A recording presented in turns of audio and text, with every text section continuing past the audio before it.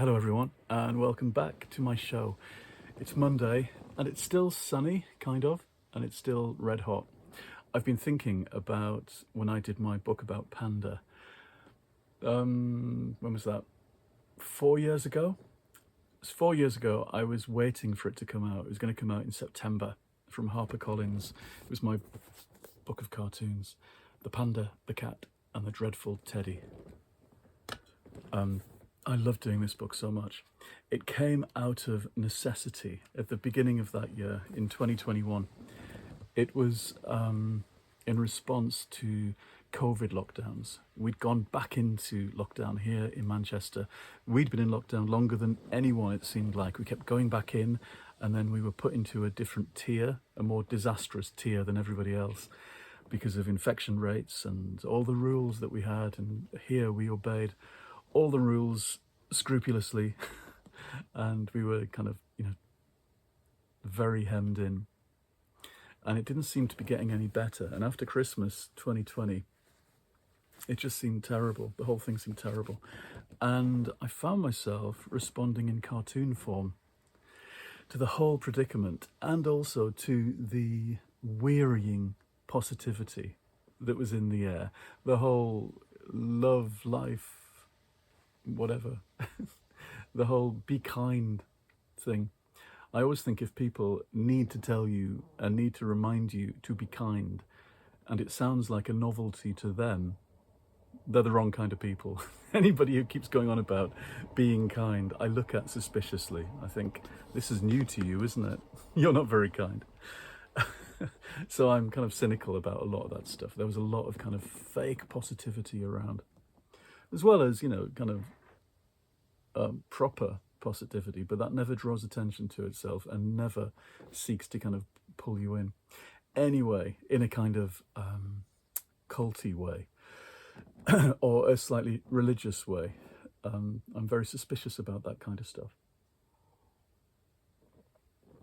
Panda's book was a very cynical and sweary response to a world of sappiness and easy answers. You are enough is one of the cliches, one of the bromides that people come out with these days. How do they know? They could be saying this to somebody who doesn't try very hard at all, who could probably do with trying a bit harder. I certainly feel that I should and could sometimes. A lot of those kinds of bromides and sayings and pep talky kind of positivity things often seem to be about accepting the status quo. It's enough, it's good enough, carry on, it's okay. Don't wear yourself out. When actually, I felt like we should be saying, fuck this, a bit more. We should be being a bit crosser about especially the way the people in charge of our world and our countries were carrying on, especially our lot having parties at number 10 Downing Street while we were locked in. Still unbelievable things going on. And still kind of reckoning, I think, with what went on in those years. And really the world has got worse, I think, since then. I think the world has gone completely mad in so many ways. I can't even go into them. It's too depressing to talk about. And my response, here's the cat. My response is to write and draw rude cartoons. One of the things about lockdown was that it became a time... Who's noisy? I've started doing this without you. Can you believe it? Come on. Was that it was a chance for us all to remember the things that we really wanted to do. In some ways, enforced lockdowns and shut-ins and closing down your world brought us back into contact with who we wanted to be. For some of us, I mean, it was hard for all sorts of reasons, for all sorts of people, and terrible, really terrible. But the upside was you also got some thinking time. I know for Jeremy, for example, he thought, I want to go into local politics properly. It's what he'd always wanted to do. And for me, who achieved so many personal goals early on in publishing novels and writing fiction and writing for franchises that I love, I'd forgotten that I wanted to be a cartoonist from the beginning, from the very earliest. That was the first thing I wanted to do. But, you know, you go off to college and you try and do something respectable. I don't know why. It's a class thing, you know, to have something to fall back on. You want to write, so you do English. You might become a teacher as backup. I certainly wasn't going to say, I want to be a cartoonist. Can I go to cartooning school? You know, who knew if there was such a thing? Of course there's such a thing. People go off and do all sorts of things. Anyway, it took a long time, and I was 51 before all the scribbles, come on, from the margins, jump over, the margins of my journals and drawing books became fully fledged cartoons in the form of this. And it's still something I'm extremely proud of. It helped that one of the instigating things for this was the fact that I got myself an iPad and a Apple Pencil. Never had one, never tried one until Christmas 2020, and found that it was like drawing and writing on glass, on stained glass. Come on. It's a beautiful thing to use, and I love using it. It's still the same one. It cost £100. But locked up in this and locked up in the Procreate program, sound like an advert, is every mark you can possibly make, every kind of resistance, so every kind of paper type that you could possibly use, and every colour and pattern is available. It's just a question of unlocking it all and and experimenting and trying. So in 2020, there you are saying, I'm the cat, because Socks is in this. He is the cat. In this book, Panda, who has lived with us since 1999, and the cat, and Teddy, who's so upbeat, he's obnoxious, all live in our house. There's Teddy. We have footage from one Christmas in 2006, I think. Come on. In this house, where Panda has his own Christmas present wrapped in tissue paper, and he opens it on camera, and it's Teddy. Suddenly Panda has his own Teddy, and soon realizes that he can't actually bear him. Socks, you're shouting, and everyone's going to hear you and how you carry on. Come on, you're going to jump. I haven't got any dreamies up here. What I loved about this book was the production. It has this beautiful paper that still smells of the ink, and it smells just like Ladybird books used to when I was a kid, the children's books that I loved, which were the same size and hardbacks just the same.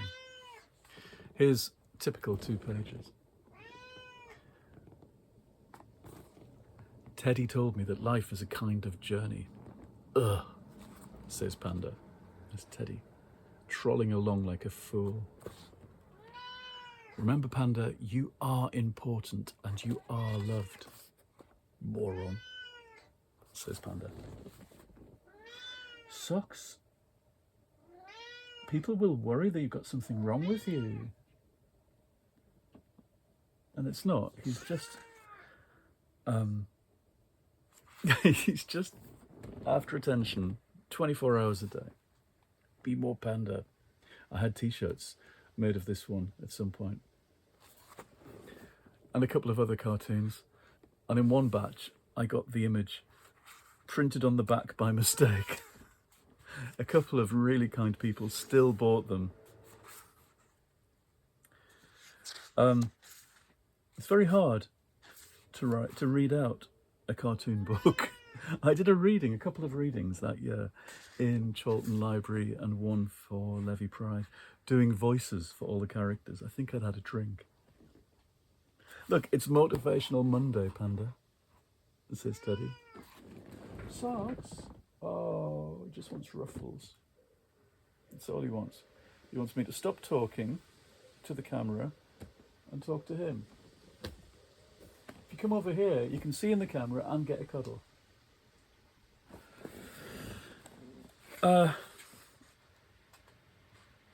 It's quite rude. It still surprises me. There was a review on Christmas Day, because it came out for Christmas, and somebody had given it stupidly to their child that hadn't checked it out, and there were tears. I think probably tears because they'd taken the book off the kid, perhaps. But really, people should check. And this came with advice that this isn't a children's book. There you are. There you are. I know, but what's it all about? Look, look. Here's the cat toy. Here he is in toy form, looking just like he is in the book, with a very disgruntled face. This is a rescue toy from eBay quite a few years ago. I got the most... Hey. Oh, he's going to jump back there again. What's the point? What's the point?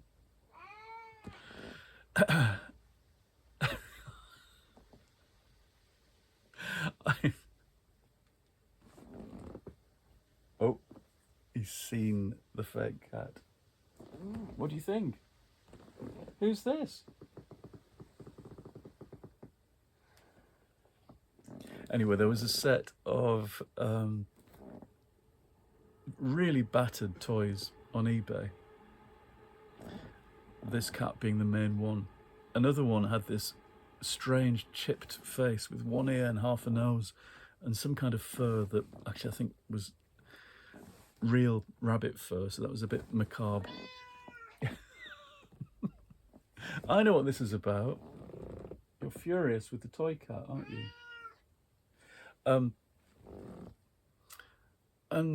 A kind of kangaroo, but you couldn't quite tell it was a kangaroo. So I bought them and rescued them, and this cat became a prized possession. Oh, Socks, you're spoiling it all. People will be getting cross. I'm here. Come and jump over again. Anyway, Panda should have his own YouTube channel, really. What does it get? Cat, we're over here. I can't do it without moving my lips. Cat's spoiling everything as usual. Come on, jump up. Come on. Prove to people you're not naughty all the time. He is naughty all the time, especially in the heat. He's been finding hot spots outside and falling asleep in them and waking up grumpy, haven't you? Anyway, the point of all of this is to say it's still available, my Panda book, The Panda, the Cat and the Dreadful Teddy. It's the ruffles, isn't it? I have to go.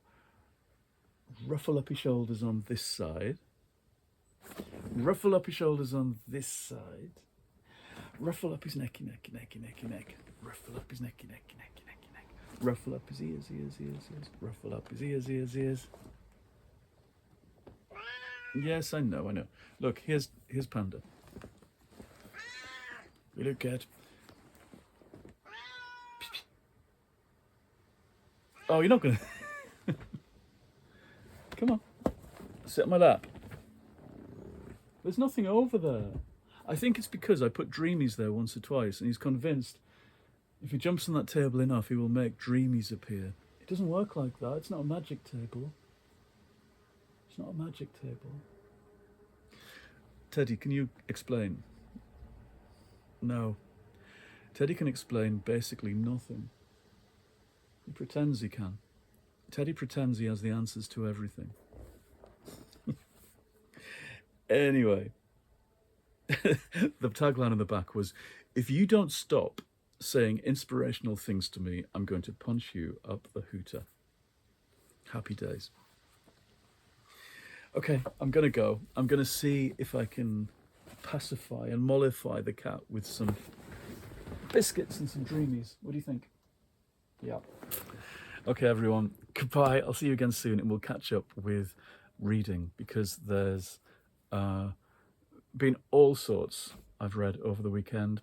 It's quite unsatisfying, and maybe it could have been the heat, but I was dropping books like nobody's business and trying to get into something. I wanted a book to grab me gently, and not too warmly, but I wanted a book to grab me, and I'm not sure that one did really. Anyway, we'll talk about that in a couple of days when I've finished what I'm on with and I can talk about it. Okay, goodbye. See you again soon.